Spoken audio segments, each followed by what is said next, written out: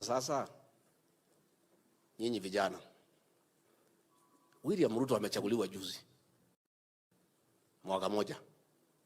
He has 9 years to go. You are talking about succeeding him. Munataka kurithi munataka kugawa mzee akiwa hai. Surely you people, what is you young people, what is the problem? President has just been elected. Si ni mwaka moja. Ati watu naanza kusema ati ni mimi ati huyu ndio atasucceed ye 2032. Kwanza, it is disrespectful to the president. Hiyo ni kukosa heshima kwa kiongozi. Sasa kiongozi amechaguliwa tu just last year.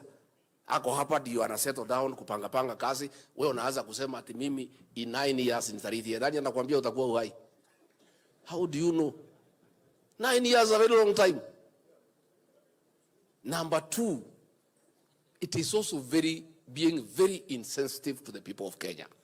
The people of Kenya today do not want to hear about positions and elections. Wanataka kusikia barabara itatengenezwa siku gani, stima itaunganishwa lini, si ndio?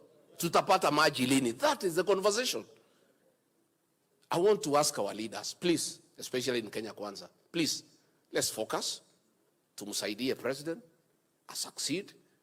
And if you have ambition and you want to succeed, which is okay and it is fair and there's no problem, simungoje kwanza achaguliwe tena 2027, then akichaguliwa mwanze kupanga vile mnaweza ridhie.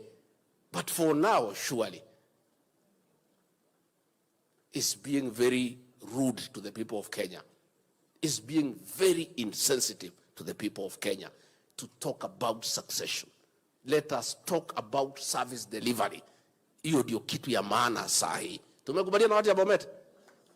Ama nyinyi mnataka watu waongee mambo ya 2032? That is a topic that is should never be anywhere in any discussion. Let us focus, tumsaidie rais afaulu. Mambo ya huko mbele, wale mnataka kupanga, muende mupange huko.